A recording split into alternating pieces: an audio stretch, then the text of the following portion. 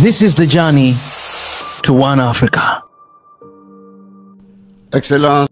Excellency, Mr. President of the 78th session of the United Nations General Assembly, Excellencies, ladies and gentlemen, heads of state and government, Excellency, Mr. Antonio Guterres, Secretary General of the United Nations, Excellencies, ladies and gentlemen, honorable delegates. Mr. President, it is an honor to represent at this tribune the President of the Republic of Côte d'Ivoire, His Excellency Alassane Ouattara. I wish to convey to you President Ouattara's warm congratulations and words of welcome which I associate myself with. I wish also on behalf of the President, Mr. Ouattara, to convey our warm congratulations to you, Mr. President of the 78th session of the General Assembly of the United Nations. Congratulations not just on your election, but also I wish to commend you for the effective stewardship of our work. I wish to thank the Secretary General once again and wish to assure him of our full support for his various initiatives which are geared towards making the United Nations more than ever before a center for the harmonization of the efforts of nations. Mr. President, Excellencies, ladies and gentlemen, this session is being held in a context of tremendous uncertainty for our planet and for our states, which have been encountering large-scale crises. This situation has been significantly impeding the implementation of Agenda 2030 for sustainable development and has also constrained our ability to collectively surmount these challenges. As we take stock of the situation, it is our duty to be clear-eyed, to recognize the fact that the anticipated resources for the financing of this important agenda are lacking. They are lacking specifically for developing countries. Given this observation, there's a need for us to move quickly, to stand in solidarity. We must ensure that the financing for the Sustainable Development Goals is both lasting and predictable. The noble ambition of Agenda 2030 cannot continue to hinge on security expenditures which continue to increase with each passing year throughout the world. For this reason, my delegation applauds the very relevant theme of this 78th session, a theme which invites us to engage further, to step up our efforts to achieve the SDGs. To that end, we must promptly reduce the cost of conflicts which thwart our country's development. To do so, we must embrace conflict prevention and peaceful resolution mechanisms. At the same time, our governments must step up and enhance the resilience of our economies to ensure that the economies can contribute to the financing of the SDGs. To that end, Côte d'Ivoire welcomes with particular interest the Secretary General's proposal of a new agenda for peace, the purpose of which is to rethink our priorities for the preservation and enhancement of our collective security. Mr. President, Excellencies, ladies and gentlemen, it is time for the international community to mobilize, to act, so that the parties to the conflict in Ukraine and all of their external partners engage on the path to a peaceful resolution to this war. Beyond the risk of escalating violence and human rights violations, this conflict fuels global inflation. This conflict has resulted in shortages in essential food products and has threatened to plunge millions of people into hunger.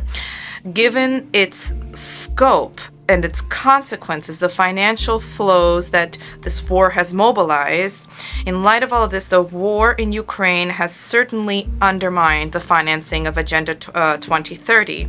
My country also calls upon the international community to engage alongside Africa as we fight armed terrorist groups which destabilize entire sectors of the continent, from the Sahel to the Horn of Africa.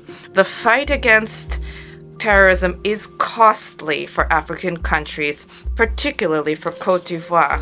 Côte d'Ivoire has been hosting thousands of refugees from neighboring crisis-ridden countries. There are significant financial resources that are needed but lacking to finance the priorities, expenditures, as well as the SDGs. Everywhere they have entrenched themselves, armed terrorist groups have been annihilating decades of progress. Progress in key sectors such as education, healthcare, culture, and employment has been reversed. They have denied women and minorities their basic rights. They reject the very idea of freedom and democracy. That having been said, and in view of this, my country invites the United Nations and ECOWAS, the Economic Community of West African States, to consider financing modalities for the counterterrorism priority actions. These were adopted by ECOWAS in 2019, and the implementation of this has been delayed. Côte d'Ivoire has been seeing to the effective operations of the Jacquesville International Academy for Counterterrorism. This academy was established with the support of both bilateral and multilateral partners, and the academy also currently enjoys a stellar reputation. Mr. President, Excellencies, ladies and gentlemen, climate change persists as a challenge and has significantly impacted economies and our ability to tackle the challenge of development financing. Developing countries such as Côte d'Ivoire have contributed marginally to climate change, and yet we are disproportionately affected, and we pay the highest price. We are an agricultural country, and my country has an ambition to step up the fight against the consequences of climate change in order to boost the resilience of our population. First and foremost, the aim is to improve sustainable management of natural resources and biodiversity, and subsequently, we aim to cultivate in our population a civic awareness for the preservation of the environment and the advancement of sustainable development.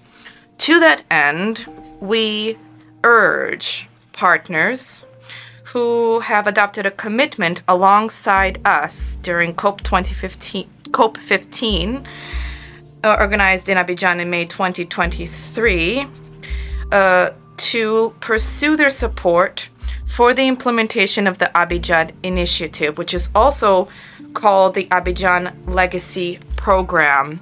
This hallmark initiative for land restoration, for the preservation of the biodiversity, and for the development of responsible agriculture is an opportunity for both current and future generations.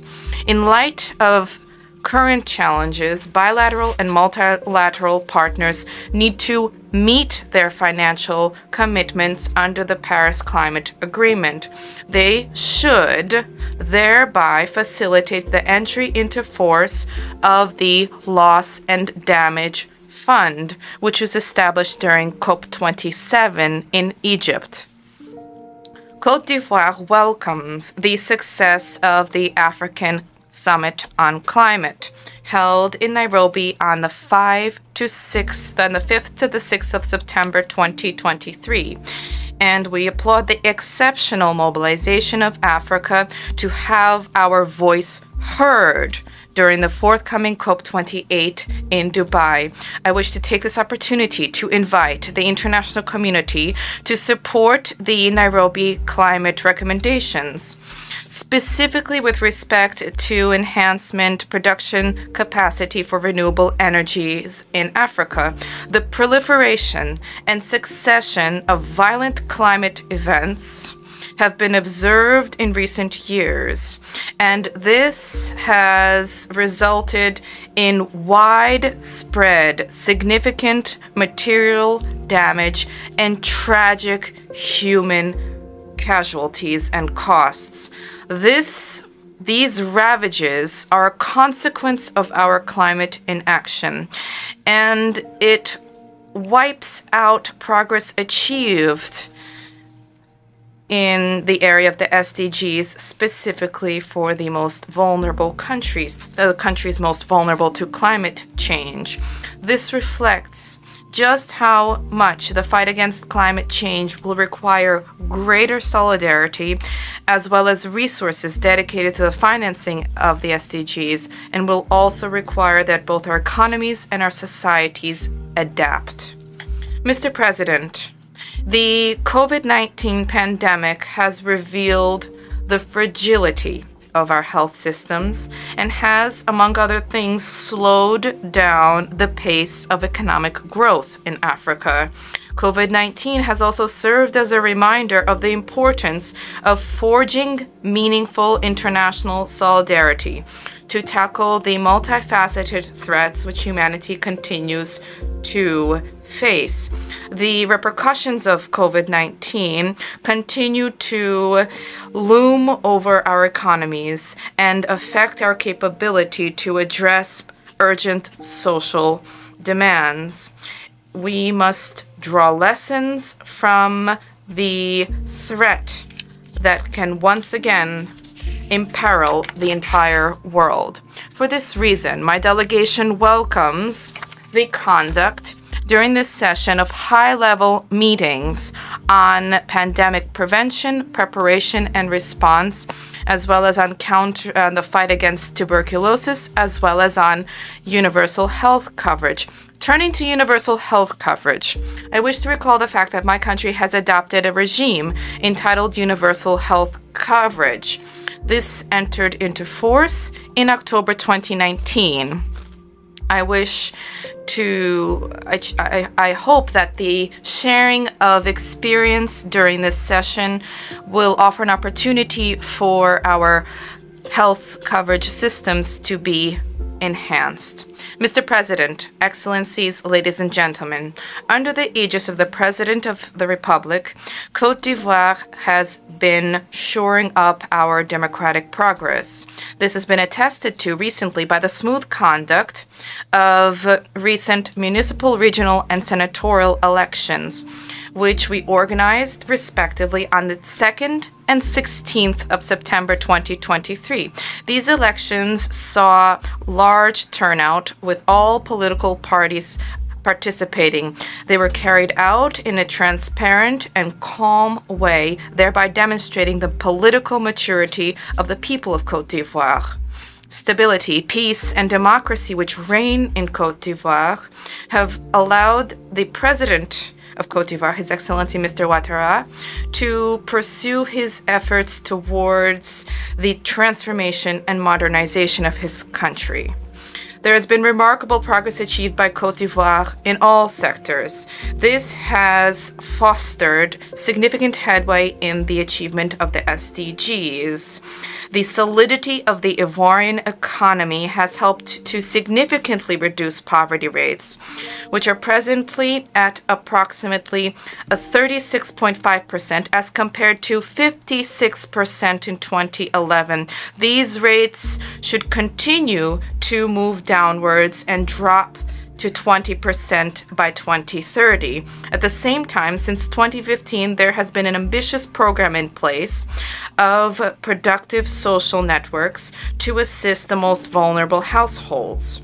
In the same vein, the government adopted an ambitious social program, the PS-Gov. This program helps to counter social fragility.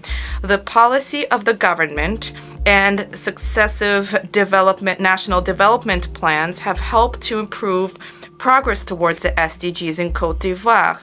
However, this social progress has been undermined by large refugee flows from neighboring countries stricken by terrorism. Excellency, ladies and gentlemen, we have all arrived at the same conclusion. Our states are far from being in a position to achieve the SDGs by 2030. The financing of our development agenda reflects the urgent need for a multilateral approach. A multilateral approach, multilateralism, to tackle current global challenges. And there's also a need for us to consider the need to reform global governance at all levels and to restore the meaning of solidarity among nations, a principle dear to His Excellency President Ouattara, which we were also invited to embrace by the Secretary General, Mr. Antonio Guterres, in his opening statement for this session. Thank you.